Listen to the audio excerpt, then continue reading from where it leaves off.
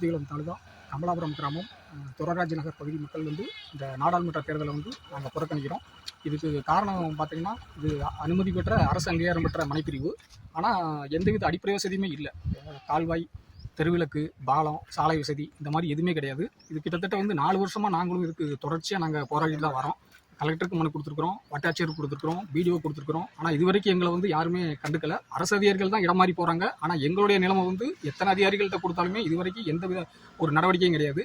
இங்கே கிட்டத்தட்ட வந்து ஒரு 25 குடும்பங்களுக்கு மேலே இருக்கும். ஆனால் நிறைய பேர் வீடு கட்டியிருக்கோம். இந்த சரியாக வரக்கூடிய அதுக்கான அடிப்படை வசதிகள் இல்லாதனால வீடை கட்டிட்டு வெளியில் போய் வாடகைக்கு இருக்காங்க. அந்த மாதிரியான ஒரு சூழ்நிலை இருக்குது.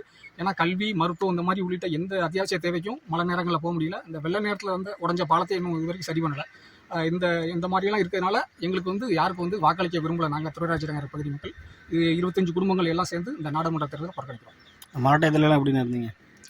மழை நேரம் வந்து நாங்கள் முகாமில் தான் தங்க வச்சுருந்தாங்க. ஏன்னா அந்தளவுக்கு வந்து வெள்ளம் அளவுக்கு அதிகமான வெள்ளம் போச்சு.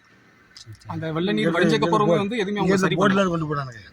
வெள்ள நீர் வடிஞ்சதுக்கு அப்புறமே அதை எங்களுக்கு வந்து சரி பண்ணல. ஆனால் நாங்கள் தகவல் கொடுத்துமே எங்களுக்கு வந்து யாருமே எங்களை கண்டுக்கல. அதிகாரிகள் யாருமே கண்டுக்கல. இதுவரை யார்கிட்ட மனு கொடுத்துருப்பீங்க இது சம்பந்தமா? மனு கொடுத்தது மாவட்ட ஆட்சியர் கொடுத்துருக்குறோம், வட்டாட்சியர் கொடுத்துருக்குறோம், பிடிஓ கொடுத்துருக்குறோம். என்ன பதில் சொல்லியிருக்காங்க? அவங்கள்ட்ட இருந்து இது வரைக்கும் எந்த ஒரு நடவடிக்கையுமே இல்லை. நாங்கள் வந்து கொடுத்துக்கிட்டே இருக்கோம். எங்களோட நிலைமை வந்து 4 வருஷமாக நாங்கள் தொடர்ச்சியாக போராட தான் செய்கிறோம். இன்னைக்கு வரைக்கும் அதுக்கு ஒரு எந்த விதமான நடவடிக்கையுமே இல்லை.